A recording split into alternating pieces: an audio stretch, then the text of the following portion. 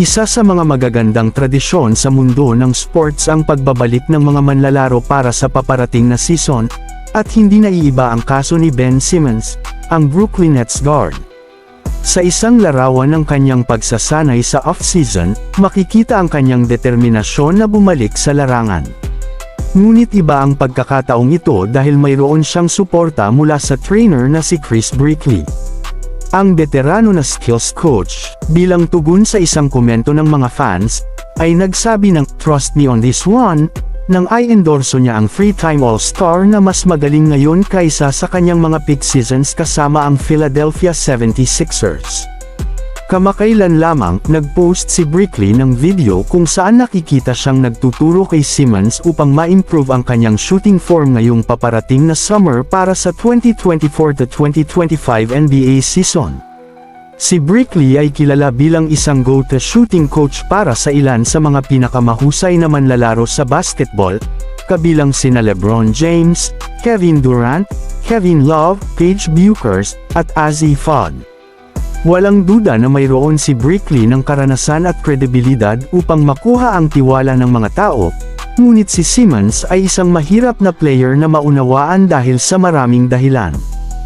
Ang pinakamalaking hamon para kay Simmons ay ang pagiging malusog at paglalaro ng consistent. Sa nakalipas na 3 season, nakalaro lamang siya ng 57 na laro dahil sa 2 back surgeries. Kung ipagpapalagay natin na tunay na malusog si Simmons at makakalaro ng karamihan sa season para sa Nets, ang susunod na hakbang ay ang makita natin kung paano niya gagamitin sa laro ang mga natutunan niya mula kay Brickley. Madaling magduda na mangyayari ito. Ang mga larawan ni Simmons na nag-shoot ng jumpers ay naging isang karaniwang pangyayari sa halos bawat off-season mula nang pumasok siya sa NBA.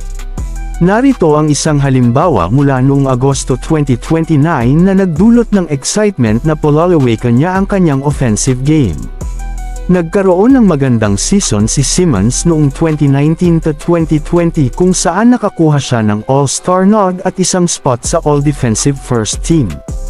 Ngunit sa 57 na laro, nag-shoot lamang siya ng 7 3-pointers at halos lahat ng kanyang mga field goals ay naganap sa restricted area.